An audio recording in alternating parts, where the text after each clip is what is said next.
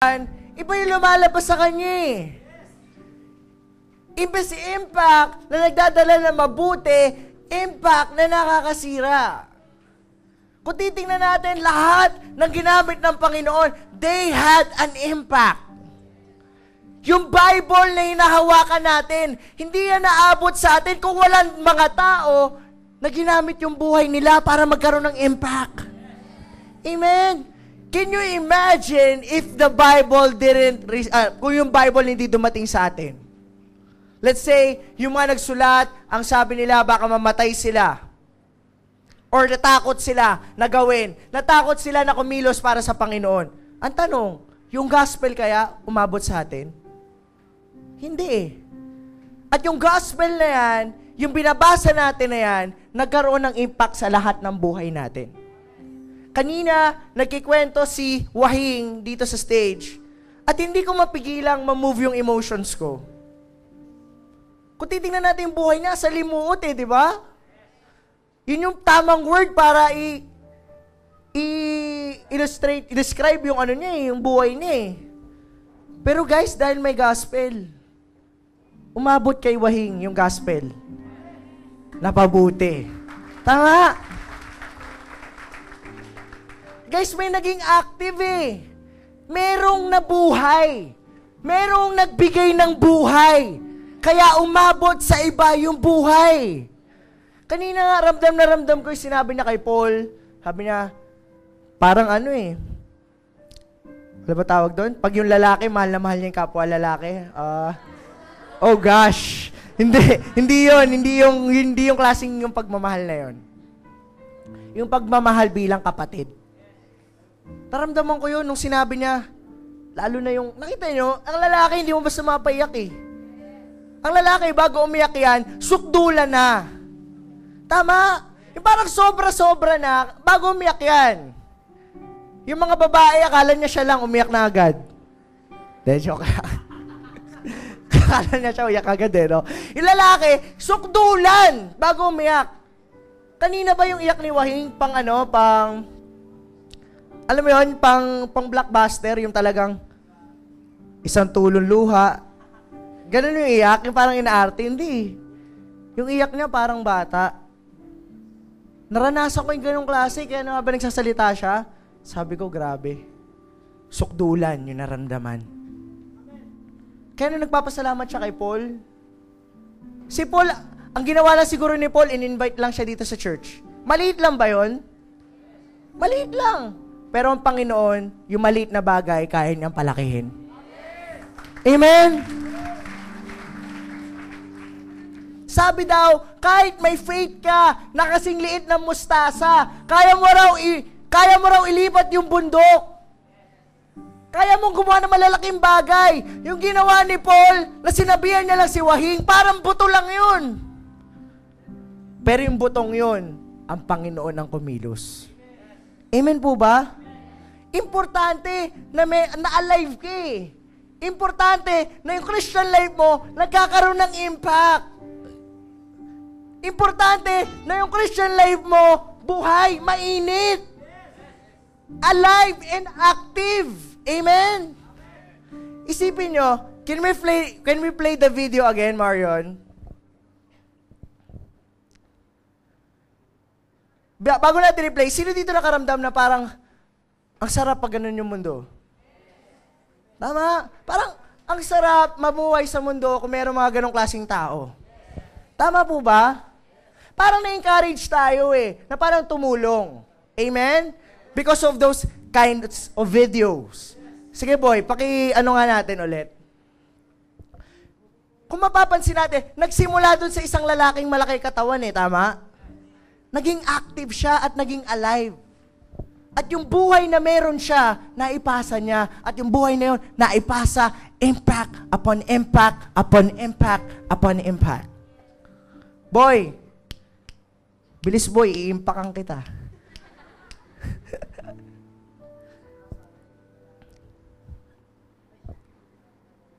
Okay, come on.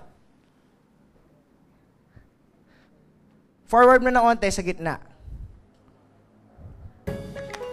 Yan, hanggang dyan lang. Post natin, doon sa simulang yon. Kaya post natin dyan.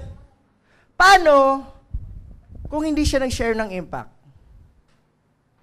Sa tingin niyo may encourage kaya tayo ngayon? Sa tingin niyo yung film makukumpleto? Hindi eh. Mananatiling ganyan yung film. Sa buhay natin, guys, you are made to become an impact. You are made for your life to be an impact to other lives. Yung buhay mo, your life has a purpose. Yung buhay na meron ka, may halaga yan. Yung buhay na meron ka, may dahilan yan. Yung buhay na meron ka, may parang ganyang storya. Yung mga buhay natin, bago tayo umabot dito, merong mga tao nag-share ng impact sa atin. Kaya pati tayo nakarating kung saan sila nakarating. Guys, in your life, there's a lot of people like those waiting for you to impact their lives. Amen? Di ba parang nung pinapanood natin yung video, it's an adventure. Parang ang saya, iba-iba yung nangyayari, hindi boring. Kahit syempre nakakapagod. Nakikita niyo yung iba, nagbibigay, yung lola, nagbigay ng barya. Kita natin, tumulong sila, gumastos sila, pero natuwa sila. Bakit? Nagkaroon sila ng parang, wow, this day nagawa ko yung purpose ng buhay ko. Importante na alam mo na mayroon kang pinupuntahan. Importante na alam mo na yung Christian life mo may nangyayari. Ang hirap mag-invest sa isang bagay na hindi nangyayari. Alam nyo, nung New Year, bumili kami ng paputok. Siyempre, pag New Year, bibili kang paputok. Amen? Siyempre, dahil maingat kami, ang binili lang namin, yung Lucy's, di ba? Kalalaki tao, Lucy's yung hawak, pogi, di ba? Banas na banas kami kasi minsan na lang kami bumili ng paputok. Pag sindi namin sa paputok, umilaw lang. Tapos, inaalog pa namin, baka kailangan ng alog. Di ba yung iba inaalog para umadar? Wala eh. Hindi tumuloy. Alam nyo sa Christian life natin, hindi lang nung na-born again ka. Yun na yun. Hindi. There's a lot more in store for you. Amen po ba? Palakpakan natin ang Panginoon. Sabi ko, sobrang halaga na ang tao, na ang Christian life, ang inaasam mo maging active. Ang inaasam mo, mabuhay. Kasi pag ang tao active at buhay, may nangyayari. Pag ang tao active at buhay, meron siyang production, merong nangyayari sa kanya. Meron direction na nangyayari sa kanya. Today, Sunday ngayon, sineselebrate din natin yung birthday ng aking kapatid. Lagi ko siyang winawasak pag preaching ko, pero ngayon bubuuhin natin siya. Nagawa rin naman niya na maganda, pero nahirapan akong hanapin yung mga magaganda. Tago eh. Alam nyo guys, na si Braille pinanganak, una, inggit na inggit ako dyan kasi maputi yan eh. Nung pinanganak. Di ba kinuwento ko niya yung kulay ko nung pinanganak? Sabi nila, ano to? Tao uling. Si Braille maputi, tas cute. Nung bata yan, walang ginawa yan kundi magpapansin. Hanggang ngayon naman. Mahilig magpapansin yan. Dati, sayawan, di naman siya kasali. Sayaw din siya. Ganun si Braille kabibo nung bata. Active na active siya, kaya ang dami natutuwa sa kanya. Pero alam niyo, mas natuwa ako sa buhay ng kapatid ko nung naging Christian siya. Dati kasi, puro kalokohan lang yung alam eh. Mas marami pang alam sa akin yung minsan nagtatanong ako, Braille, ano naman yung mga bagong update mo? Pero si Braille, nung na-born again siya, naging active. Nabuhay yung Christian life niya. Dahil doon, may mga taong naka-impact sa buhay niya. Meron mga tao nagpapasalamat sa kanya. Kagabi nga, meron siya mga disciple na bumili ng pizza sa kanya. At balita ko, yung mga disciple niya, may masamang balak sa kanya mamaya. Nakita ko kung paano tumingin yung mga anak ni Braille sa kanya. Ang tawag sa kanya, tatay. Minsan may nagpasalamat nga dito sa stage. Umiiyak siya. Hindi ko alam, umiiyak na pala siya nun. Kasi nakakatawa pa rin siya. Iyak siyang iyak. Pasalamat siya ng pasalamat kasi si Braille daw, naging tatay daw sa kanya. Hindi lang sa puso, kundi pati sa itsura.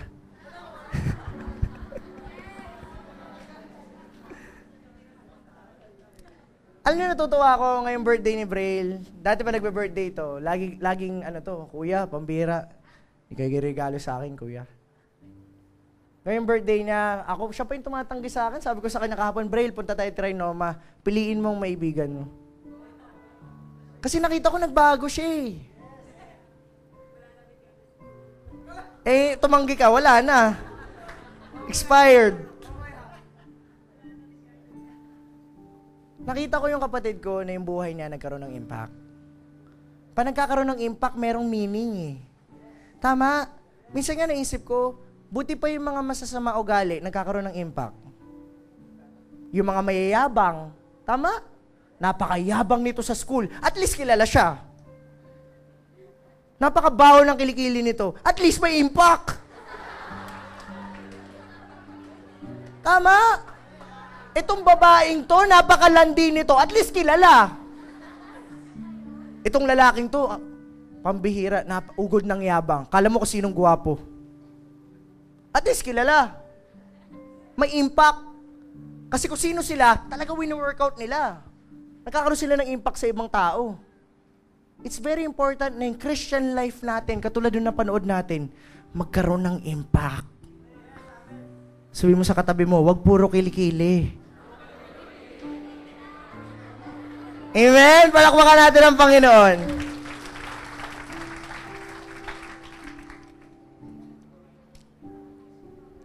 Alam nyo, sige bro, okay na tayo. Can you flash my title?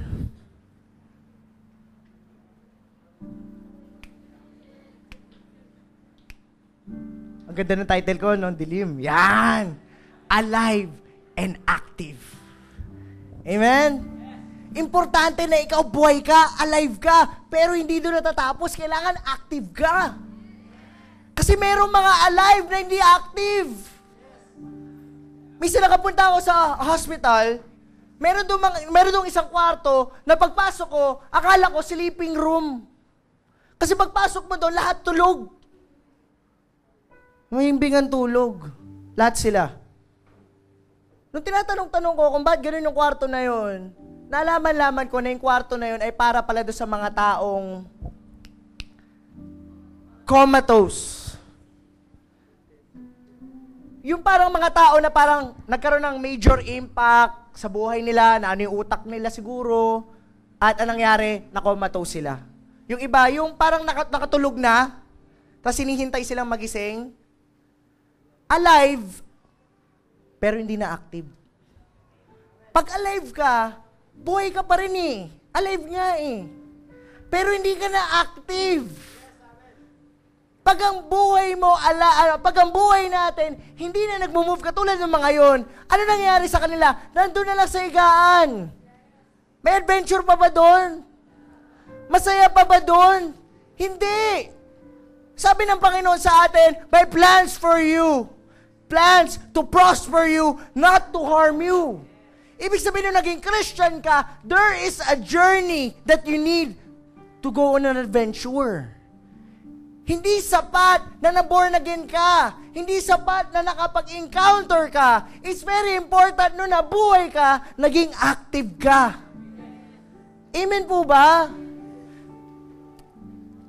Pag kayo ba bumili ng electric fan, syempre, naalala ko nga doon sa tindahan, tuwing nagluluto sila doon sa tindahan namin sa Sabarte, pawis na pawis sila.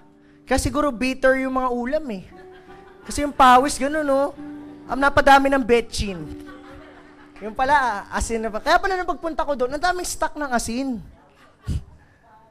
Nakalagay dito, Anginette, Angelique, ay hindi. Init na init sila.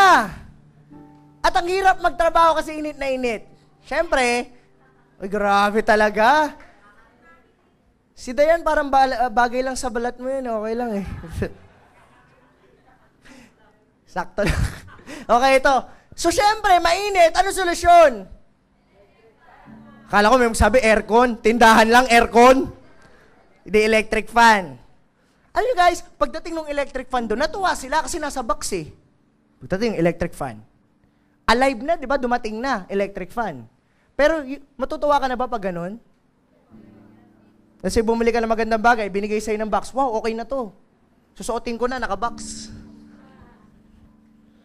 Kailan siya magagamit talaga? Pag tinanggal mo na sa box at sinaksak mo. At pag umandar yung electric fan, mararamdaman mo yung impact. Tama? It's very important na tayo mga Christian, oo, alive ka, naging Christian ka, wala ka na sa buhay na kasalanan, pero importante din na yung Christian life mo, buhay, bumubuga. Amen? Yung mga katabi mo ba bumubuga? Delikado buga niya pag di mabango. Importante, nung naging Christian ka, bumubuga ka.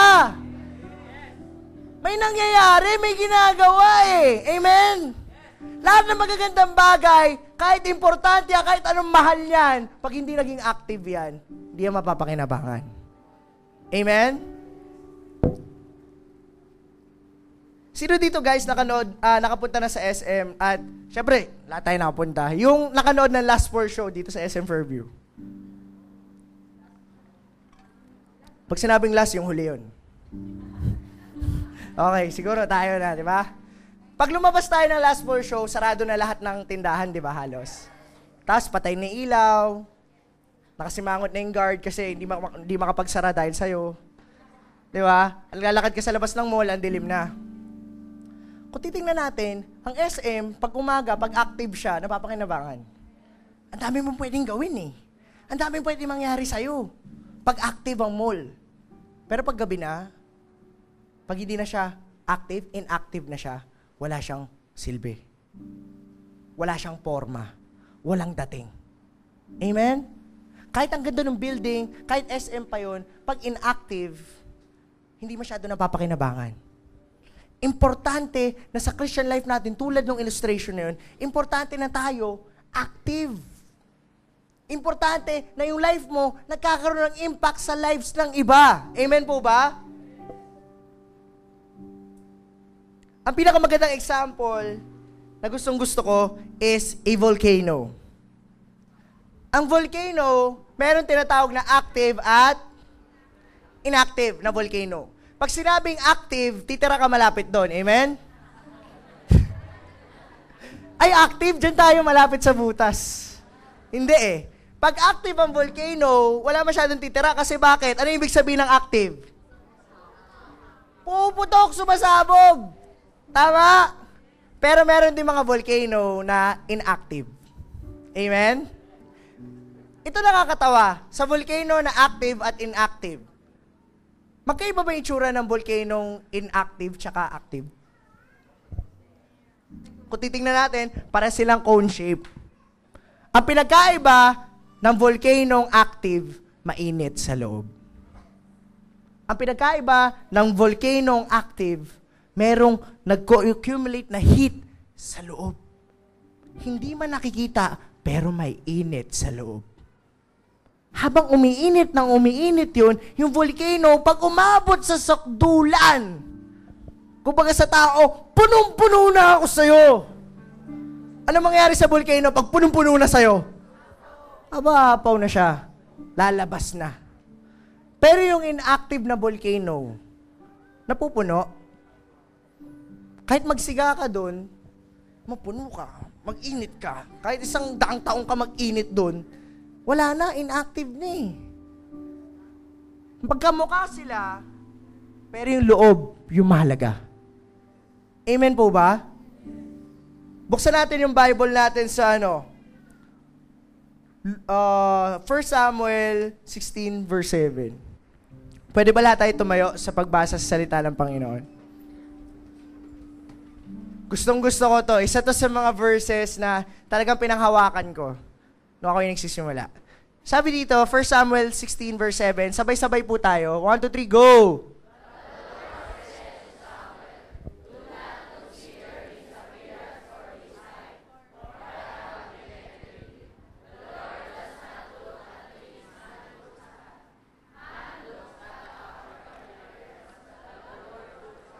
looks at the heart. Amen. Palakpakan natin ang Panginoon.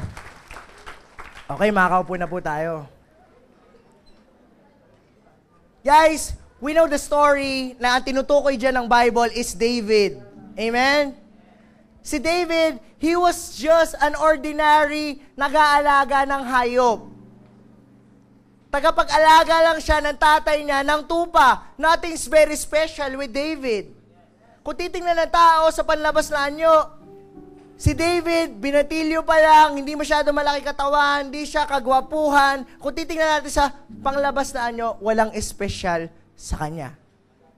He was just another person. So, nung pinapahanap ng Panginoon yung masusunod na maging hari ng Israel, sinabi dun sa tatay nila, pinalinya yung mga anak. Inuuna yung panganay, makisig, guwapo. Asa si Braille? Yung panganay talaga laging makisig at guwapo. Makisig, guwapo. Tapos, yung mga sumusunod na magkakapatid. Si David nga hindi binanggit eh. Hindi sinabi ng tatay niya na meron pa siyang isang anak sa labas. Ibig sabihin, si David, hindi masyadong importante sa paningin ng tao. Kung titingnan natin, he was just a normal person. Pero sabi ng Panginoon, hindi siya sa panlabas na anyo nakatingin. Ang Lord ay nakatingin sa nilalaman ng puso ng tao. Importante, nakatulad doon sa volcano, yung loob mo, meron ka nararamdaman, merong mainit dyan sa loob. Dapat yung loob mo, nag-accumulate ng init. Ang volcano, hindi mo pwedeng pigilan yan na sumabog. Pag ikaw active, hindi mo mapipigilang sumabog yan. Yung Christian life mo, hindi mo mapipigilan yan. Kaya minsan, napapansin natin pag praise and worship, pambira, meron mga tao, talon talaga. Meron mga tao, pagpapawisan, naalala ko yung sarili ko, yung first time ko ma-born again, pag nagsisimba ako, dalawa lagi yung t-shirt ko. Kasi yung t-shirt ko una, pa nag-praise and worship, di na t-shirt, tuwalya na. Kasi hindi ko mapigilan eh. Pag nagpe-praise and worship na, hindi ko mapigilan sarili ko na kumilos. Hindi ko mapigilan yung sarili kong umiyak. Hindi ko mapigilan yung sarili ko na sumigaw ng Lord, grabe ka. Hindi man ako kagalingan sumayaw tulad ng mga kapatid ko. Hindi man ako kagalingan kumanta. Pero pagdating sa Panginoon, wala akong pakialam. Nalala ko yung sarili ko, nung nagsisimula ako doon sa isang church namin, pag nagpe-praise and worship, pinagtitinginan ako nung iba. Hindi dahil gwapo ako, kundi dahil para nakakahiya ako. Tapos pag worship, love talaga ako, Lord. Lord, iyak ako niya, Lord, Panginoon. Kasi may nararamdaman ako sa loob eh. Merong nasa loob ko na hindi ko mapigilan, parang hindi ko maisip, kung ba't minahal ako ng Panginoon ng sobra. Hindi ko maisip kung gaano katindi naramdaman ko. Naalala nyo nung na-deliverance kayo nung encounter? Yung fire na nararamdaman nyo, yung init na nararamdaman nyo, yung parang kahit di ka marunong sumayaw, bahala na. Yung iba, bago mag-encounter, demure pa eh, parang, mahinhin ako. Di ba? Mahinhin talaga. Tapos pagdating ng pagkatapos ng deliverance, nagwawala na talaga. Oh, yes, Lord! Nakalimutan po nasa nisipon, yes, Lord! Grabe! Pambira, pag tumalong ka, ramdam mo yung pawis mo, gumagano, no? Slow motion. Sabi nung katabi mo, wow! Wala kang paki! Panagtakas ka ng kamay, kahit naka-sleeveless ka. Tumira pa kayo dyan. Kapal muksi, wala kang paki, bakit? Pambihira, Diyos yung inaano ko eh. Ano naman? Tingnan ako ng ibang tao, parang matawa sila sa akin. So what? Yung importante, ang Lord matuwa sa'yo eh.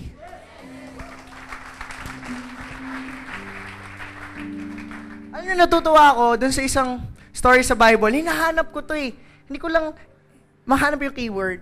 Pero ang story nun, merong isang babaeng balo na mag-aalay siya sa Panginoon. Nakapila siya doon sa offering box ng temple. At si Lord, nandun sa offering box ng temple.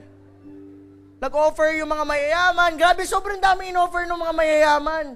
At yung babaeng to, yung huling kusing na pera niya, yun ang binigay niya. Bisa naisip ko, Lord, ba't mo hinayaan? Naibigay pa ng babae, yun ang nga ng pera niya eh. Ang Panginoon, para ikaw maghintay dun sa offering box, ibig sabihin, talaga tinitingnan mo kung sino nagbibigay. Tama?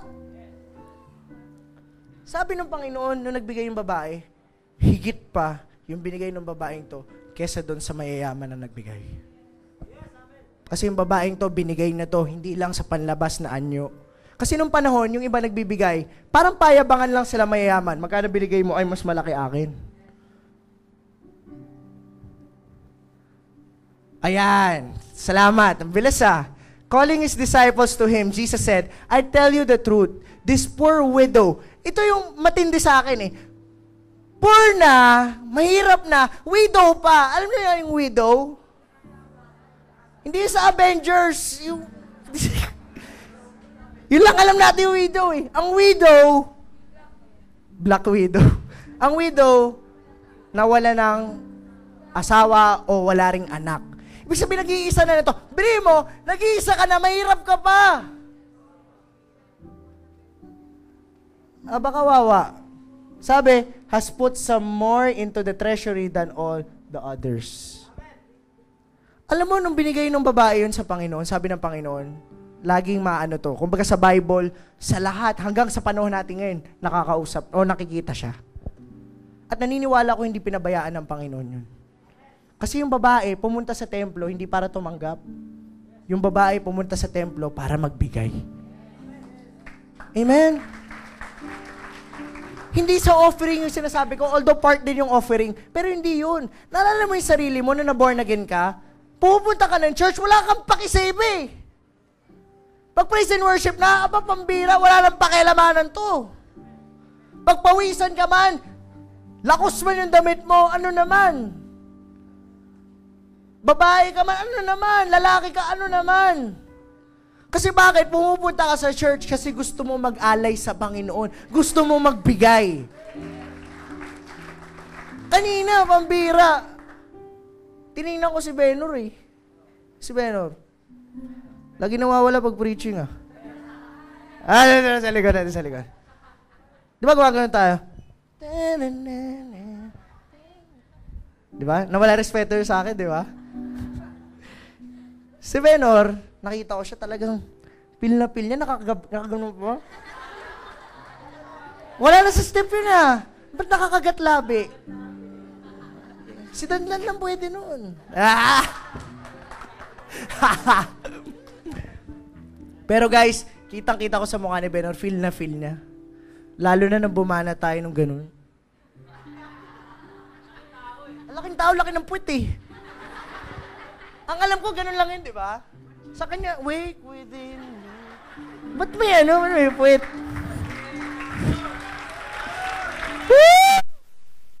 Ba't sabi ko sa kanya, Hor, bakit coach? Ba't mahagod? Mabira, laswa Pero isa lang nakita ko doon Pag ikaw nakatingin sa Panginoon, wala kang paki sa iba. Kasi nandito ka para mag-alay sa Panginoon. Minsan tinatanong ng mga preacher lagi, are you ready to be blessed? Yes, ganun lagi daw. There's nothing wrong with that. Ready na ba kayong tumanggap? There's nothing wrong with that. Pero the question is, pag pumunta ka ba ng church, tatanggap ka o magbibigay ka? Sabi ng Panginoon, it's better to give than to receive. Kaya ka nakaka-receive ng blessing tuwing linggo kasi una nagbibigay ka. Amen po ba? Ganun yung babae. Nagpunta siya doon, kahit yun na lang yung kusing na meron siya, ibinigay niya. Ibig sabihin, pag pupunta ka ng church, gusto mo ma-bless? Gusto mo may mangyari sa iyong kakaiba? Gusto mo maranasan mo ang Panginoon? Guys, pumunta ka ng church na gusto mo magbigay. Next Sunday, pag pumunta ka dito, magbaong ka ng t-shirt. Bakit? Kasi pag nag-praise and worship tayo, hindi ka lang naka-demure. Hindi ka lang nakatayo. Coach, nakakahiya. Ito mas nakakahiya. Pag hindi nag-grow yung Christian life mo, mas nakakahiya yan. Amen po ba? Guys, inano ko na yun eh. Inano ko sarili ko kanina. Pambira, ba't isang t-shirt lang sa baong ko? Sabi ko, next week, magdadalawang t-shirt ako. Kasi alam ko, pag sasayaw ako sa Panginoon, sasayaw talaga ako. Amen! Nakita niyo yung mga song leader natin? Minsan, luluhod sila dito. Kahit yung iba hindi lumuluhod, kahit yung iba may bago nakatingin sa kanila, ano nangyari? Bumaba si Mama Mary? Ba't lumuhod? Hindi. Lumuluhod sila kasi gusto nila mag-alay sa Panginoon. Hindi nila mapigilan. Guys, pag active ka, ibang klase. Minsan sa isang relasyon, nalala ko dati si Mama at si Papa, hindi pa kami Christians.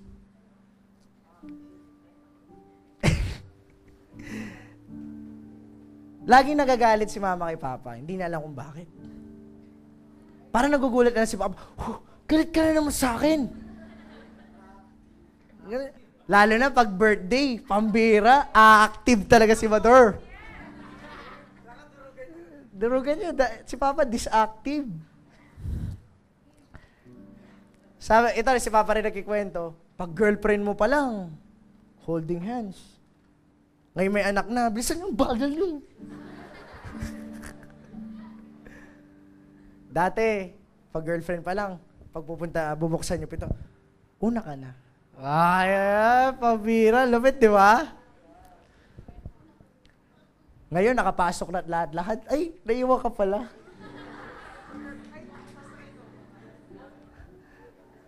Minsan nakakatawa. Ito nakakatawa. Yung isa kong pinsan, pambira. May dinate siya. Nag-date sila sa Jollibee. Ewan ko ba Jollibee? Sabi ko, woo! Sabi ko, ako babae, sampalin kita eh. Jollibee. Dinate niya sa Jollibee. Okay. Tapos, pag... Hindi ko sabi ko ano pakala. Ay, nako. Kailangan ko minom pag ito kwento. Di, syempre. Una ko naman gagawin sa Jollibee, syempre, kung walang upuan. Tama? Upo ganyan. Pag upo nilang ganyan, syempre, lalaki siya eh. Tumayo na siya. Order lang ako. Ayop, gentleman! Order lang ako, ha? Yes. Para kami. Ay, nako. Tinaka-order na. Balik siya ngayon. Hawak niya yung tray niya. Sabi niya sa date niya, oh, ba't nandiyan ka pa? Order ka na. Boom! Aba, matindi. Nakakainis ba yun? Ito. Kasi sa A12, isa lang may relasyon dyan ngayon eh, sa aming lahat, sila Dandan lang. Ayan. Siyempre, karelasyon niya si Leslie. Okay, so pag may nakita kayo si Dandan, umalis, di si Leslie kasama, nako. Okay, so si Dandan minsan, siyempre, umaalis kami, punta ng bahay, ganun. Siyempre, yung mga babae, angkas sa amin. Tama? Alangan paglakarin namin, o sila mag-drive ng motor, kami nakakaangkas. Parang na-pressure sila kasi tinawag ko na sila. Tapos ayaw mo baba. Sabi ko, kayo na nga lang kakain, tayin ko pa kayo. Galit na si Coach, pabira kayo. Pagkaalis tayo. Di si Dandan, sakay sa motor niya. Tapos sino dalawang babae dyan, sakay na, ganun. Pambira. Naiwan si Leslie. Nandun ngayon kami sa nasa bahay ngayon kami. Nakita ko si Dandan nakaganon. Nakita ko si Leslie nakaganon. Ang laki pa naman ni Leslie. Kala ko gaganon si Dandan. Ba't papalag ka ba?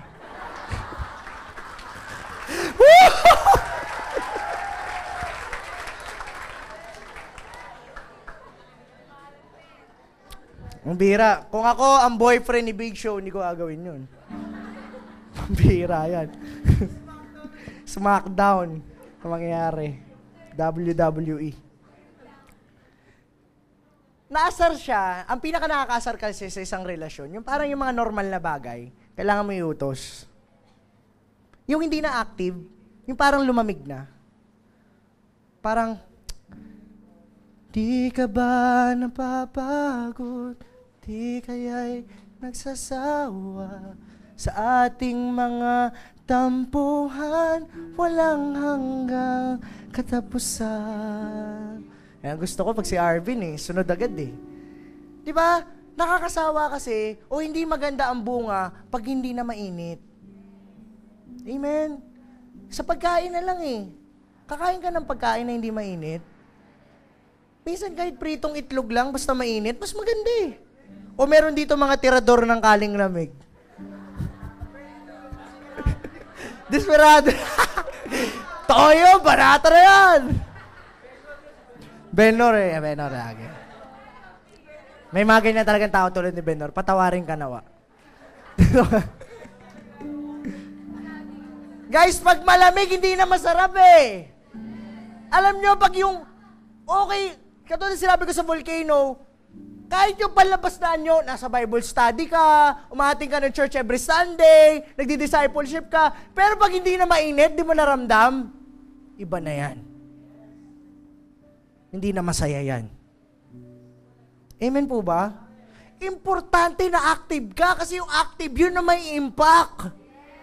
Kung sino yung maiinit, yun yung mga nakaka-impact sa iba. Amen? Meron tayong mga classmates sa school, pagpasok, yung parang may kitikiti sa puwet. Pagpasok ka agad na school, may maganda sa classroom Pagpasok sa school, guys, good morning! Why are you feeling so low? Yung mga panggulo, parang si Mikaela, yung mga talagang speaker ng barkada, alam mo pag wala sila, lungkot. Kasi walang init Importante na tayo mga Christian, active ka pa rin. Minsan kasi nasa isip natin ang pagiging active dahil nandito ka sa church, dahil magbabasa ka pa ng Bible, dahil umating ka na service, hindi yun. Ang pagiging active nagsisimula dito sa loob. Amen? Sabi mo sa katabi mo, may nararamdaman ka pa ba? Importante yun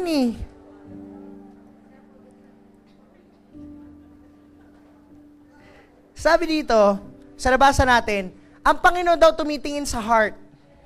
Amen? So, ang heart pala natin, para maging active, katulad ng volcano, may nilalaman yan. Hindi pwedeng yung volcano maging active pag walang laman. Sabi dito, sa Luke 12 verse 34, for where your treasure is, there your heart will be also. Ang heart pala natin ay parang isang malaking stock room. Na kung ano yung ilalagay mo dyan sa heart mo, yan ang ititibok niyan. Amen? Kung ano yung ini-store mo, yan yung makukuha mo. Like for example, sa ref, nilagay mo elepante. Pagbukas mo leon, tama? Kunyari, sa salamin, pagtingin mo, mukha mo, magugulat ka ba pag yung mukha mo sa meal bibigla? Kung ano yung nilagay mo, yun yung lalabas Let's say may malaki ako lalagyanan dito, punuin ko ng maduduming bagay. Let's say, punuin ko ng tubig, pag binutas natin, ano lalabas? Tubig! Pag yung lalagyanan, pinuno ko ng soft drinks, ano lalabas? Soft drinks. Kung ano yung nilalagay mo, yun ang lalabas Meron akong barkada dati, pambira yan, pagpasok na school, pambira lumilipad yung mga puto, kung ano ba, puto, kutsinta, lilipad lahat yun. Good morning, puto ka! Good morning, kutsinta ka! Good morning, ina, yun. Ganun siya. Pambira, pag may magandang nangyari, pambira, galing ng exam mo, perfect, puto ka talaga. Alala ko yung kaibigan namin yun. Parang ang tuldok ng niya, ng sentence niya, puto. Puto, kutsinta, lahat. Lahat ng kakanin.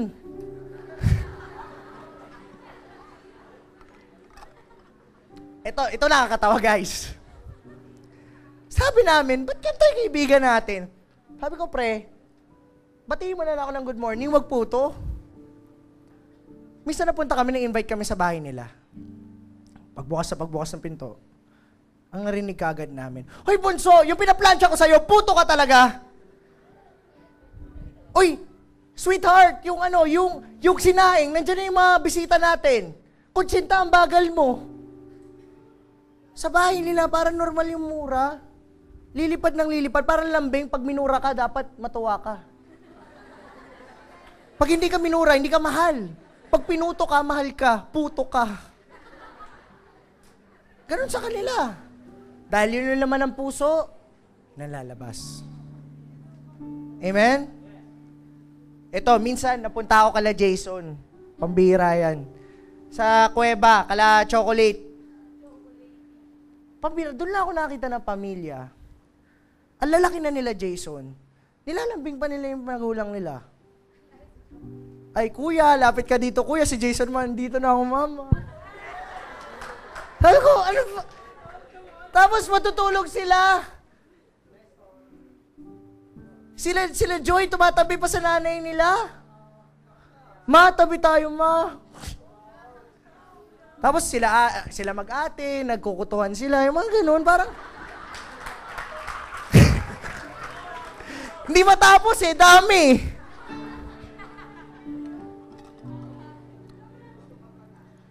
Tapos, pambira, grabe. Sobrang lambing nila sa isa't isa. Sabi ko sa amin, pambirang hirap. Sa pamilya namin kasi, mahal namin ang isa't isa. Pero, in a secret kind of way.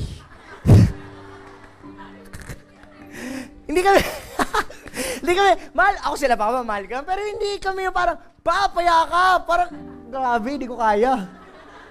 Parang payakap pa, kaya minsan yung mga parang ganun ko kay Papa, parang, "Baya, good job." Ang laki na nun sa akin, parang hirap na gawin nun. Sa akin, parang yakap na yun. Mambira sa kanila, kinikiss pa nila. Sabi ko, oh my gosh. Kaya, pambira, minsan kami sa pamilya. Minsan di naman masabi, "Ma, love you, malis na ako." Parang, sige na nakagawa nun eh. Kaya minsan text na lang eh. Kahit si mama, ang galing mag-text. Pag nag-text sa'yo, may heart pa. "Love you, ma."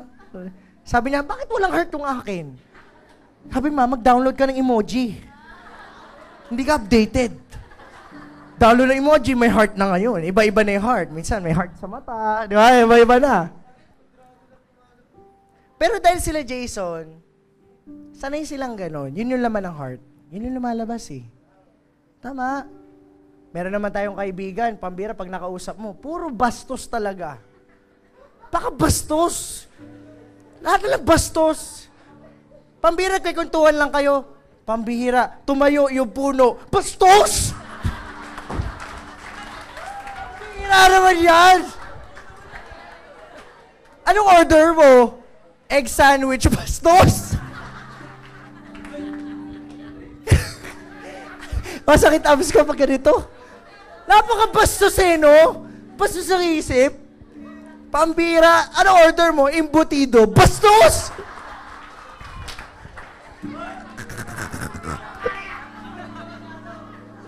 Ay, nako!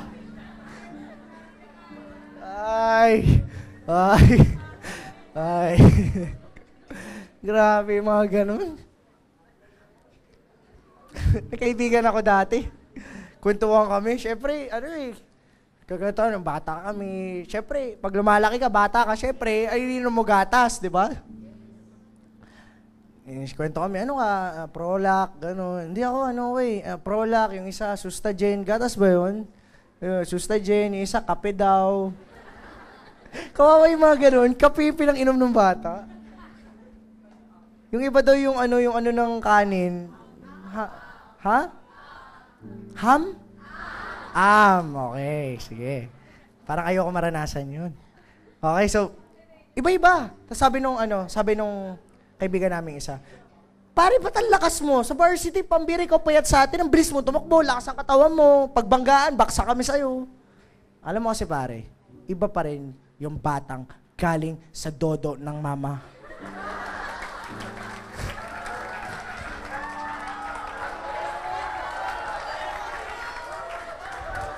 Sabi na, may sumagot bigla! Bastos! Ay, nako, kahit kailan, no? Ito pa, elementary ako. Ito pa, bira, elementary pala, may bastos na eh. Sabi ng teacher namin, okay, students, you will see the paper, you will write your name here in the blank of this paper and your age. And after your age, you write your sex. Bastos!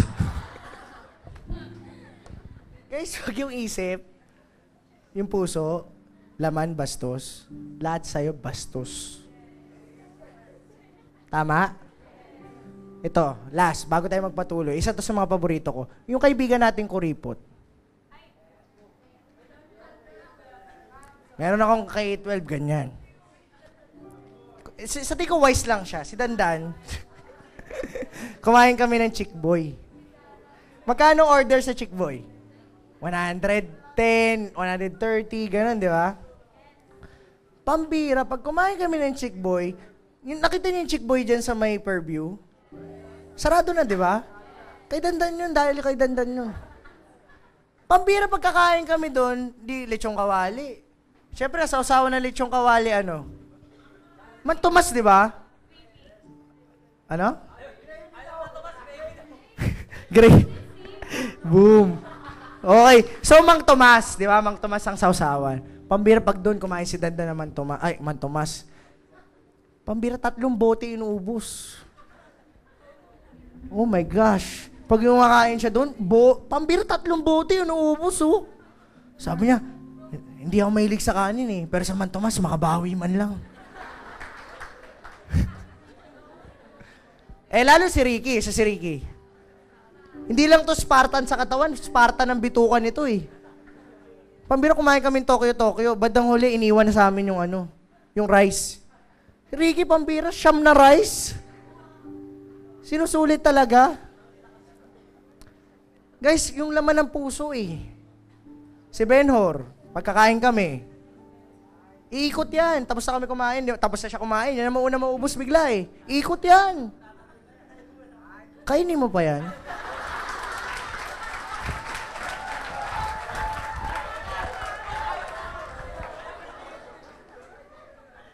Tinabi ko lang, hindi, syempre kumakain ako, sikip eh. Tinabi ko lang na onte. Ayaw mo na, coach?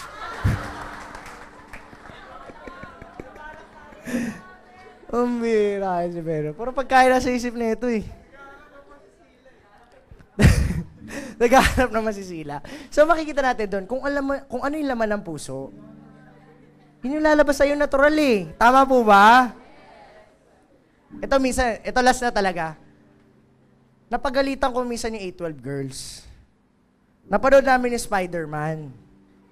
Yung recently yung Amazing Spider-Man. Di ba, parang bago yung artista doon, gwapo. Tapos pambira yan.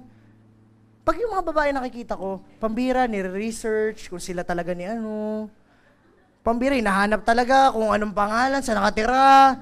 Pambira, paboritong tindahan. Lahat na tinignan eh. Bandang huli pa nakikita-kita kami, yun lagi nila pinag-uusapan. Kasi kung ano yung laman ng puso, yun nilalabas sa'yo. Alam mo guys, kanina sabi ko sa inyo, ang Panginoon hindi tumitingin sa palambas na anyo eh. Oo, nasa church ka, pero the question is, ano laman ng puso mo?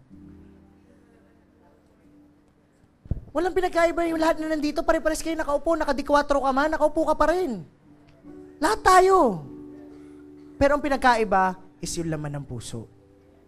Kung ano yung nilalagay mo dyan every time, every Monday hanggang Saturday, ano yung nilalagay mo sa heart mo?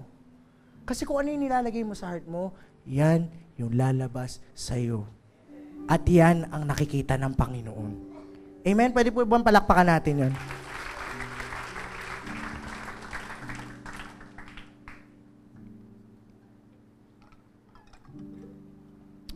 Nakita ko guys na sa Christian life natin, importante yung naging active ka nabuhay ka, naging alive ka, pero importante yung active, continuous na nangyayari sa'yo.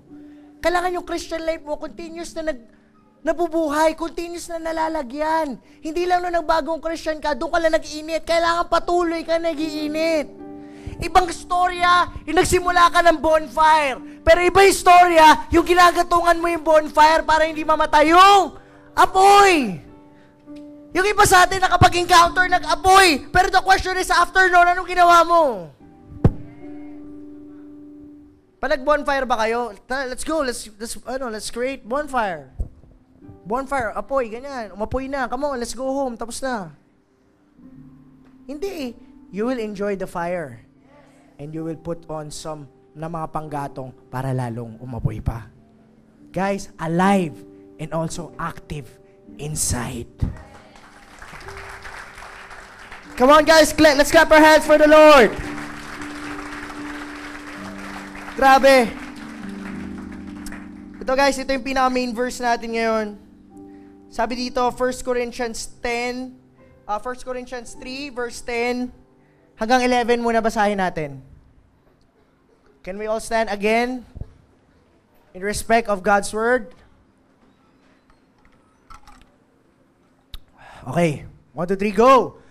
By God's grace has given me, I laid a foundation as an expert builder, and someone else is building on it.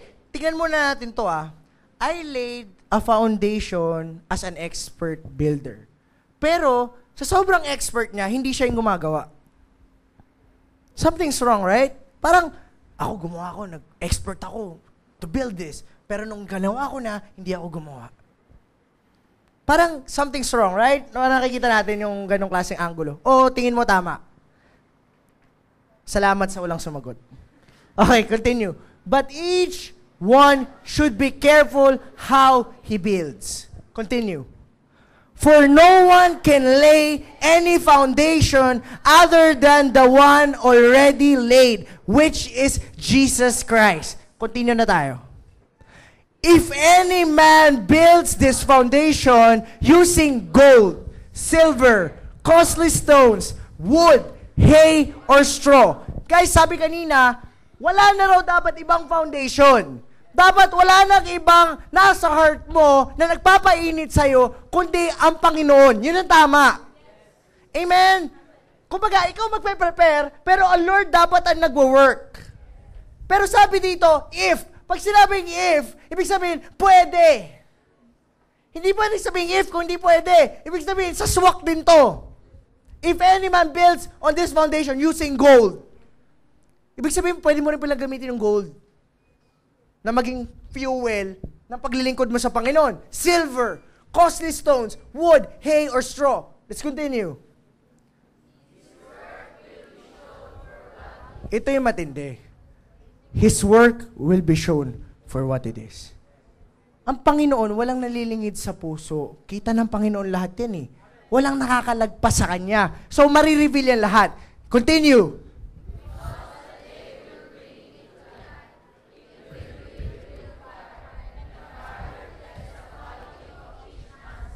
Guys, tayo pala mga Christians, pag naglilingkod tayo sa Panginoon, pag may ginagawa tayo sa Lord, dumadaan pala yan sa apoy.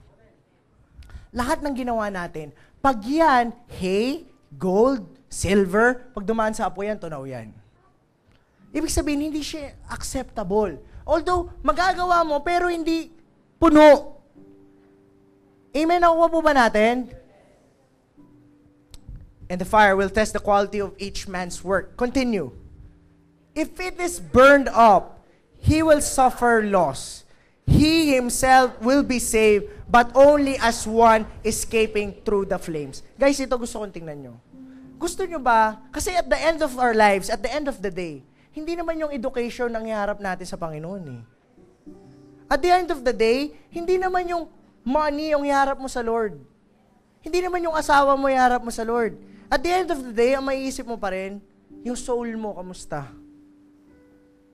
Ang iharap mo pa rin sa Panginoon is yung mga kaluluwa na naligtas dahil sa'yo. At the end of the day, yan ang mahalaga eh. Pag mamatay ka na ba, ang nasa isip mo, yung kayamanan mo? Ang nasa isip mo ba yung mga anak mo? Hindi. Ang nasa isip mo, yung kaluluwan mo na uuwi sa Panginoon. Sabi niya, if it is burned up, Pag yung parang lahat ng efforts, o hindi ka man nag-effort sa Panginoon, pag dumaan sa apoy yun, wala, ubos lahat. Sabi, He will suffer loss. He Himself will be saved. Oo, ligtas ka, Christian ka eh. But the only one escaping through the flames. Naligtas ka lang. Kumbaga, ang iiwan mo lang, pagpunta mo ng heaven, save ka lang. Wala nang iba. Nakikita natin yung liwanag nito? Na tayo mga Christians, yes, hindi ko sinasabi na wag na tayo mag-aral, wag na tayo magtrabaho, magtrabaho ka pa rin. Pero tandaan mo, at the end of the day, ang pinakamahalaga pa rin is your life. Ang pinakamahalaga pa rin is those people's lives around you. It's your friend's life. It's your parents' life. It's your yung mga kamag-anak mo, yung buhay ng mga kamag-anak mo, yung buhay ng mga kaibigan mo, yung buhay ng mga makikilala mo pa lang. Katulad yung sinasabi ng video kanina, maraming tao naghihintay sa'yo. At the end of the day, yun ang mahalaga. Nakukuha niyo po ba ako? At the end of the day, yun yung hahanapin sa'yo ng Panginoon. Amen? Palakpakan natin ang Panginoon. You can all sit down.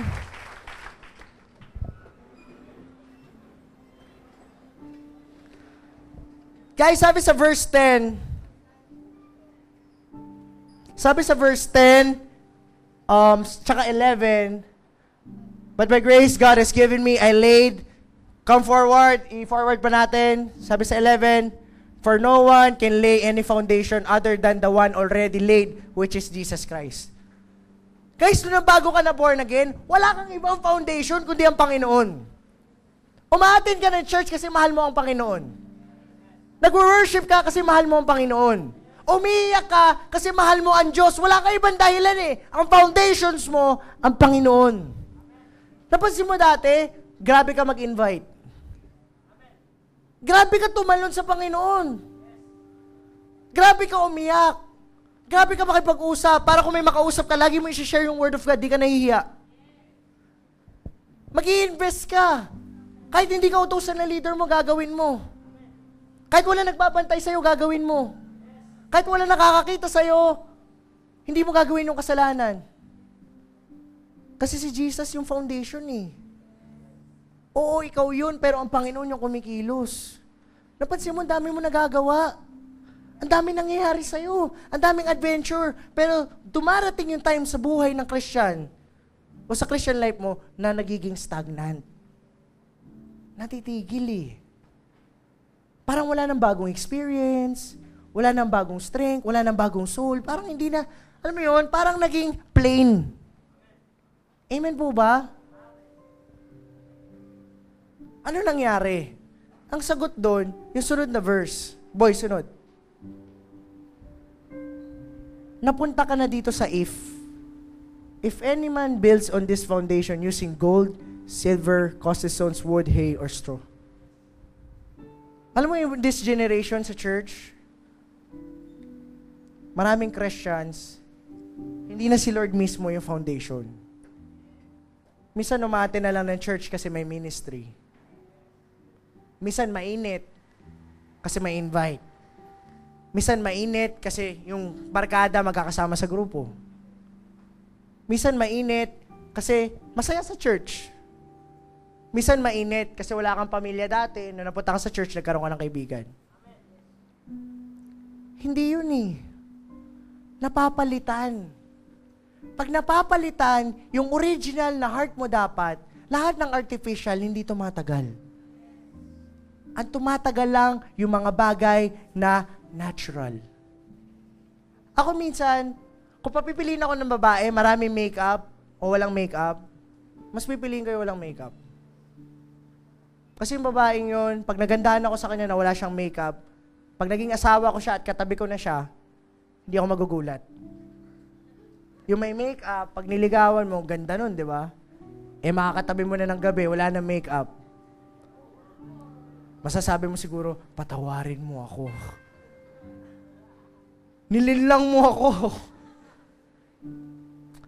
Napanood niyo sa nakita niyo yung isang issue sa Facebook na merong isang mayaman sa China na dinivorce niya yung asawa niya maganda.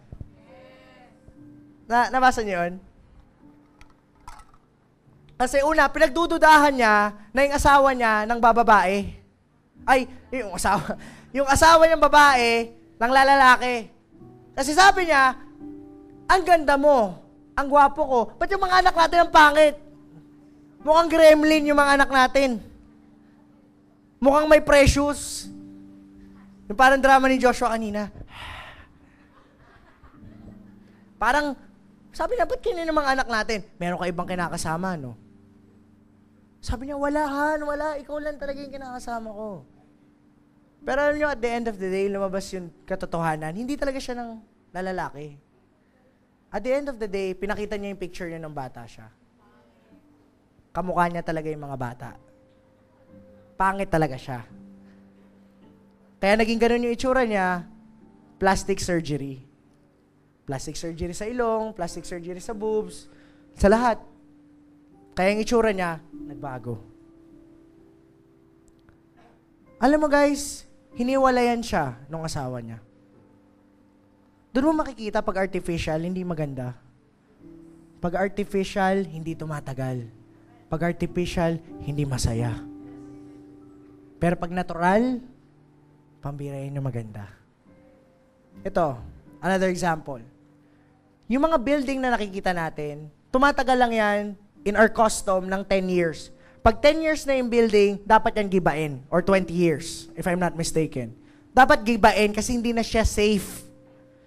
Bibigay ba tapos kailangan gumawa ng bago. Kung gusto mo. Kailangan mong i-renovate pag tumagal. Kasi gawa ng tao eh. Ang forest, ang kagubatan, nakarinig kayo ng renovation? Ay, mga tao, bawal muna pumasok sa kagubatan. Nagre-renovate kami mga hayop. Nagre-renovate ang inang kalikasan. Yung kalikasan, habang tumatagal, lalong umaganda. Yung langit, minsan ba nagdilim lang? Nakalagay, sorry for the inconvenience. Renovation ongoing. Business as usual. Wala. Bakit? Natural yan eh. Gawa ng Panginoon yan eh. Lahat ng gawa ng tao, hindi tumatagal. Yung life natin, yung buhay mo, nung Panginoon na foundations mo, grabe. Sobrang tindi mo sa Panginoon. Ewan ko, naalala niyo mga sarili niyo. Sobrang tindi niya sa Panginoon. Kasi naalala ko sarili ko eh. Nung alert yung foundation ko, pambira yung mga love life, mga babae, hindi ko na mapansin masyado. Kasi nakatuon ako sa Panginoon eh. Dumating doon sa church namin, pambihira, kami nagkagustuhan. Kasi dati nakatingin kami sa Panginoon eh, wala kaming pakialam. Pero nung tumagal, dahil hindi na kami nakatingin sa Panginoon, yung laman ng puso namin, hindi na ang Panginoon. Iba na yung laman, kalaswaan, kalandian, kung ano-ano. Nangyari pa nga, di ko na sabihin kung ano yung pangalan ng church namin dati, pambihira, dumami yung bakla doon sa church namin. Dati biruan lang, tapos nagkabakla talaga. Bandang uli yung mga nagmi-ministry, iba bakla. Pero nagsisimula kami, grabe yung overnight prayer kami, iyak kami ng iyak sa Panginoon, tuwan-tuwa kami. Kung ano-ano nakikita namin, pag nagpe-pray kami, minsan may bumababang angel. Ganun yung nangyayari. Kasi bakit? Ang foundations mo ang Panginoon, wala kang ibang dahilan, gusto mo hanapin ang Panginoon eh. Ang purpose ng church, turuan ng tao na maghanap sa Diyos. Hindi para bumait. Hindi para magkaroon ng pamilya. Pangalawa na lang yun. Ang pinaka-purpose na lahat ng umaatin maghanap sa Panginoon. Amen po ba? Ang ginagawa po ng demonyo ngayon, ipinaparehas tayo sa iglesia. Hindi ko sinisiraan yung iglesia. Pinaparehas tayo sa Catholicism. Sa religion concept. Ano yung religion concept? Sino nagbabasa ng Bible sa Catholic? Pare. Nakita na kayo pag umaten may Bible din yung mga Wala. Sino lang nagbabasa? Pare lang. Sino lang may personal relationship sa Panginoon? Pare. Yung mga tao, anong ginagawa? Kinig lang. Sa iglesia, sino lang pwede mag-preach? Anong tawag doon? Ministro. Sino na dapat magbasa? Kasi daw, pag normal ka lang, tapos nagbasa ka ng Bible, mababaliw ka. Kailangan ministro lang. Minsan sinasabi natin, ay kaming Christian, di kami ganyan. Hindi kami religion, relationship kami. Ang tanong, ikaw ba, kamusta relationship mo sa Panginoon? Ikaw ba talaga nagbabasa ka ng Bible? Ikaw ba talaga nagpe-pray ka? May mainit ka bang relasyon sa Panginoon? Personally, hindi lang pag may meeting kayo. Nakuha niyo po ba ako?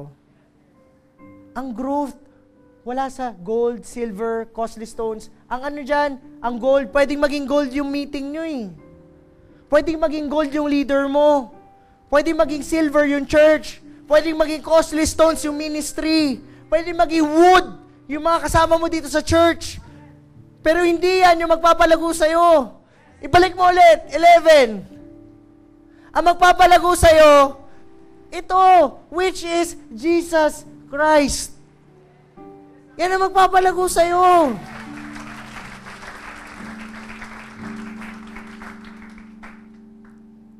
Romans 3, verse 11.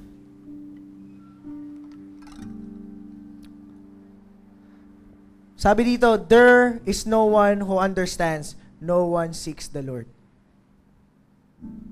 Guys, pag hindi mo na maunawaan kung ba't ka nag-church, hindi mo maunawaan kung ba't ka nagdi-disciple, kaya hindi natin minsan magawa, kasi hindi natin masyado nagigets.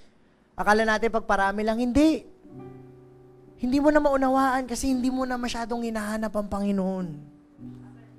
Importante na ikaw, pag hinahanap mo ang Panginoon, pag siya nakita mo, yung kinikwento ni Papa kanina, yung mga nakakapunta ng langit, di ba pagbaba nila dito, yung mga nakakaranas ng after-death experience, near-death experience, pagbaba nila dito sa lupa, aba hindi na sila mapakali. Kakausapin nila yung kamag-anak nila, kakausapin nila kung sino-sino, at gusto nila pumunta ng langit. Amen? Yung mga nababalitaan natin ngayon, nakikita niyo sa Facebook yung pinupugutan ng ulo? Sa YouTube, pinupugutan yung ulo ng mga Christian? Meron ako nakita doon, ihahang siya. Pero nakangiti siya. Ang sabi niya, I may die today, but I will see you after life. Good luck, guys. Parang, pupunta lang ng ibang bansa.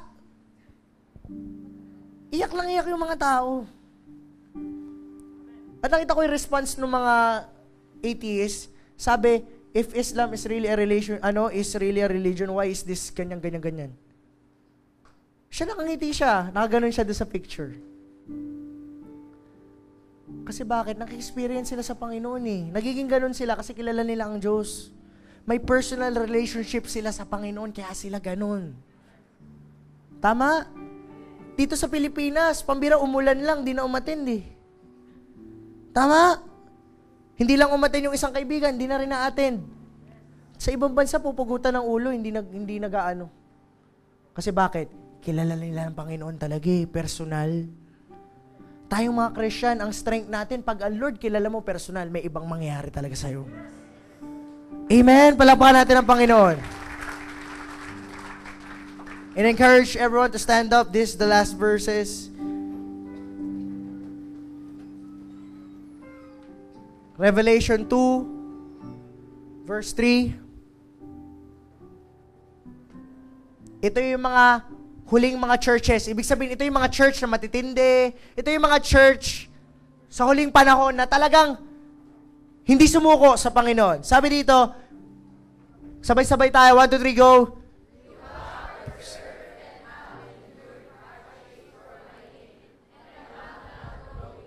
Sabi dito guys, nagsikap, hindi napagod, talagang para sa Panginoon, talagang hindi sila tumigil.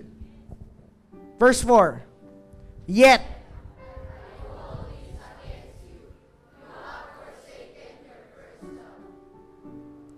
pagdating ng Panginoon, nakita niya yung mga Christians, active. Lahat, ginagawa yung ministry. Pero ano yung sabi niya? Yet, I hold against you. Yung first love nyo, wala. Kahit sino dito guys, kahit sinong gwapo siguro, yung babae ko sinong, makapili ka ng lalaking sobrang gwapo pero malamig sa'yo, hindi ka mahal. Mas pipiliin mo pa yung tama na lang eh. Pero mahal ka. Ang Panginoon, hindi mahalaga sa Kanya kung ano yung ginagawa mo. Bunga lang yun eh. Ang mahalaga sa Kanya kung ano yung nararamdaman mo. Kaya ka nagmi-ministry kasi may nararamdaman ka. Kaya ka nag-open ng Bible study kasi may nararamdaman ka eh. Kaya ka magsasongli dito. Kaya ka sasayaw pag praise and worship. Kaya ka luluhod kasi may nararamdaman ka. Kaya ka nag-open ng Bible study kasi may nararamdaman ka. Kaya ka magbabasa ng Bible kasi may nararamdaman ka. Kaya ka humihingi ng tawad pag ikaw nagkamali kasi may nararamdaman ka. Kaya lumalayo ka sa kasalanan, hindi dahil bawal. Lumalayo ka sa kasalanan kasi ayaw mo masaktan ng Panginoon kasi may nararamdaman ka. Guys, tayo lahat na nandito, proud ako sa inyo na mga disciple ko kayo sa Panginoon. Pero pagbalik ng Panginoon, hindi yung galing natin, hindi yung sipag natin ang titingnan ng Panginoon. Ang titingnan ng Panginoon, yung pag-ibig mo. At tinitingnan ng Panginoon sa'yo, nararamdaman mo. Sa mga ginagawa mo ba, may laman puso ba yan? Sa lahat ng ginagawa natin, importante yung heart natin kasama. Ano ba laman ng puso mo? Si Jesus pa rin ba laman ng puso mo? Kung si Jesus sa laman ng puso mo, dapat yan yung umaapaw sa'yo. Dumating dito sa church natin para mag-Bible study, kukonsensyahin, itutulak. Dumating ba yon? Parang ang Bible study nagkainggita na lang. Kung mag-open siya, mag-open na rin ako. Nakakahiya, wala akong Bible study. Hindi yun maganda eh. Nag-open ka ng Bible study kasi mahal mo ang Diyos. In-invite mo yung mga kaibigan mo kasi mahal mo ang Diyos. Sinabi mo sa kanila yung magandang balita kasi mahal mo ang Panginoon. At gusto mo na makita rin ng mga kaibigan mo, ng mga mahal mo sa buhay, kung sino yung Diyos na minamahal mo. Ang pag-ibig hindi komplikado. Nagiging komplikado lang siya pag dinadagdagan. Guys, nararamdaman niyo ba ako ngayon? Kasi guys, as your leader in this church, hindi ko kayang i-force yung puso eh. Yung katawan na to, kaya ng Panginoon. Let's say yung katawan ni Sam. Magkasakit si Sam. Kaya bang pagalingin ng Panginoon? Kaya. Maputol yung kamay ni Sam. Kaya ba pagalingin ng Panginoon? Kaya. Yung mga patay nga, binubuhay ng Panginoon eh. Ano lang hindi kaya ng Panginoon? Yung heart mo. Hindi kaya ng Diyos yan. Kasi pag pinakailaman niya yung heart mo, peke na yon. Yung katawan na meron kayo, minsan sabihin natin, Coach, di ako masyado matalino. Kung di ka matalino, mas bobo ako sa'yo. Si Paulo, yung nagbe-base dito, saan yun? Si Paulo, sinabi ni Papa kanina sa preaching niya, doon sa kahinaan natin, lumalakas ang Panginoon. Si Paulo sobrang bobo mag-base niyan. Walang talent sa music yan, actually. Pero ngayon, umahabol lang kay Arvin sa skills. Kasi bakit? Nakita namin si Paulo eh, kahit tadyakan talaga namin, Pau, mag-media ka na lang. Si Paulo, lagi siya, Coach, hindi. Ano talaga ako, musician talaga ako. Uwi niya yung bass. Hindi naman niya binenta yung bass. Inuwi niya yung bass, practice siya. Kita ko yung kalyo niya dito, grabe. Kaka-practice. Sa tingin niyo, ba't niya yung ginagawa? Kasi yung puso niya, gusto niya, ano yung Panginoon, Lord, gusto kita paglingkuran sa pamamagitan ng bass. Alam mo, wala nag-check kay Paulo. Actually, nagulat na lang kami dyan eh. Hindi namin pinapansin yan eh. Pero dahil yung puso ni Paulo nasa matabang lupa, kahit hindi mo pansinin, lumalago mag-isa. Kasi ginagawa niya yun para sa Panginoon. Guys, kung sasabihin nyo, bobo kayo, mas bobo ako sa inyo. Yung iba dito, kahit anong bobo, hindi kayo nagsasummer, di ba? Ako nagsasummer ako dati. Pambira, bakasyon na lang, mag-aaral pa ako. Galit na galit sila Papa sa akin. Ano ba yan? Sabi ni Papa ako, may ina ako mag-aaral, pero hindi ako nagsasummer. Ikaw mag-summer ka pa, ganun kahina. Pero alam nyo, nakilala ko ang Panginoon, wala akong pakialam kung ano laman ang utak ko eh. Wala akong pakialam kung ano yung tsura ko. Kaya nakita niyo yung tsura ko sa picture? O, kung na ilagay, boy. Yung itsura ko, wala akong pake. Dahil wala akong pake, pag nakita ng Panginoon na talagang mahal mo lang siya, yung mga wala kang pake, sabi ng Panginoon, yung hindi mo iniling, bibigay ko pa sa'yo. Si Solomon, ganun siya. Sabi ng Panginoon, Solomon, ano gusto mo ibigay ko sa'yo? Sabi ni Solomon sa Panginoon, Lord, bigyan mo ako ng karunungan na pamahalaan ang Israel. Para sa Diyos yung hinihingi niya. Anong ginawa ng Panginoon? Sabi niya, Solomon, dahil hiningi mo, ay hindi para sa'yo, kundi para sa akin. Lahat ng hindi mo hiningi, ibibigay ko sa'yo.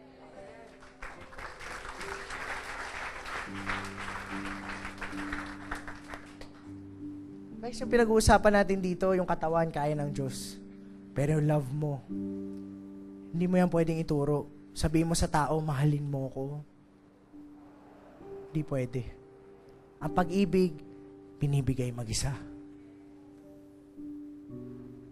Ngayon guys, alam ko may nararamdaman kayo ngayon. Alam ko yung Holy Spirit nangungusap sa mga hearts niyo. It's very important right now. Kung gusto niyo mag-breakthrough yung church natin, maging mainit tayo, maging masaya to, lalo na anniversary natin next month. Ang isi-celebrate natin, hindi yung kagwapuhan natin, kagandahan natin. Ang isi-celebrate natin, yung souls na naliligtas dahil sa atin. Kasi mahal natin ang Panginoon.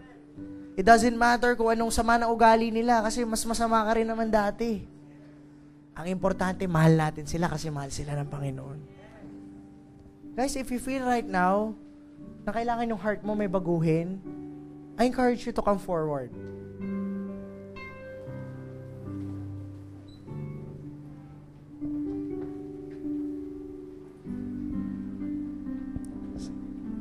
If you feel right now na talagang ang Lord nangungusap sa'yo, just come forward. Na parang naisip mo sa sarili mo, ngayon nandiyan ka sa harap, pikit mo lang yung mata mo. Isipin mo yung kung sino ka talaga, kung ano yung gusto mo. Kilala mo yung sarili mo sa paglilingkod sa Panginoon, kilala mo yung heart mo sa pag-ibig mo sa Kanya. Baka nahaluan ng ginto, ng silver, precious stones. It's about time na ibalik natin sa tamang lugar kung saan dapat. Sing this with me. I surrender all to you. Come on, guys.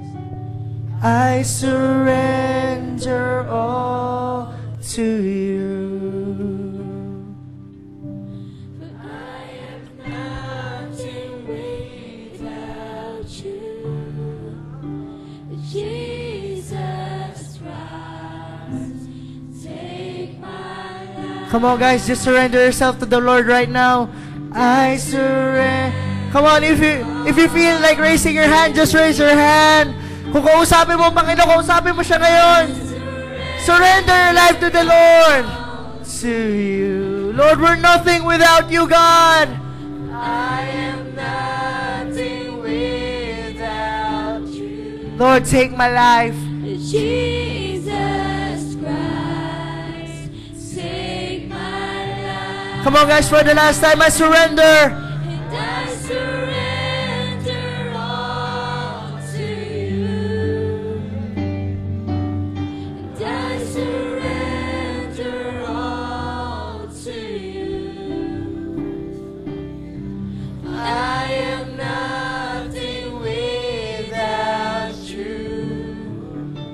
Jesus Christ, take my life. Come on, guys, just surrender.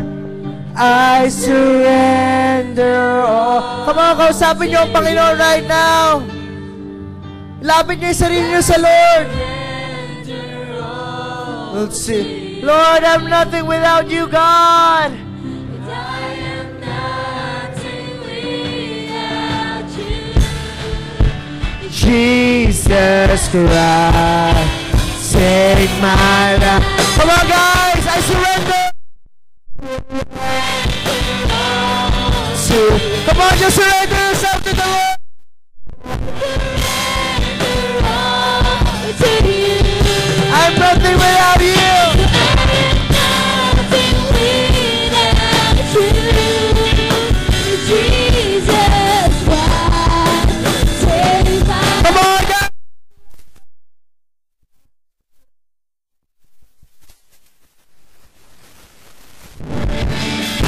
I surrender all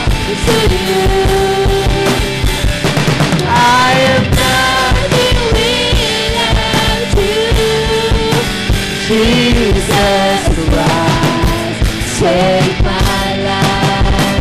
It's all for you. Father God, Panginoon, we thank you for this afternoon, Jesus. Panginoon, we raise our hands to you, Lord God, in surrender, God. Lord, forgive us. Dahil, Lord, minsan na-wave yung heart namin. Panginoon, minsan, Lord, naging pamalit yung gold. Naging pamalit yung silver. Lord, naging pamalit yung ministry. Naging pamalit yung family sa church, yung barkada namin sa church. Naging pamalit, Panginoon, yung ginagawa namin, Panginoon. Lord, we're sorry.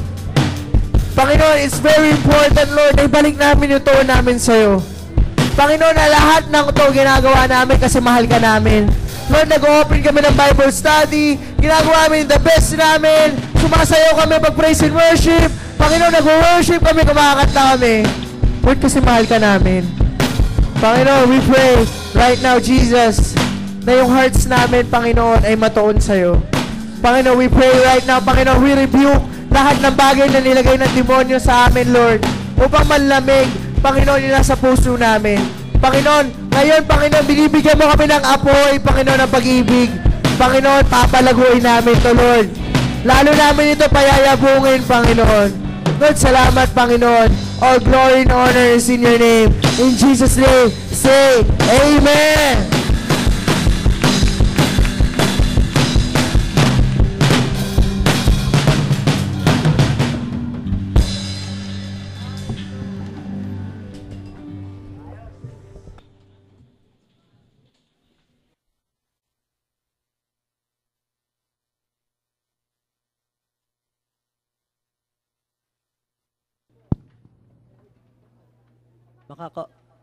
Makakaupo na po tayong lahat.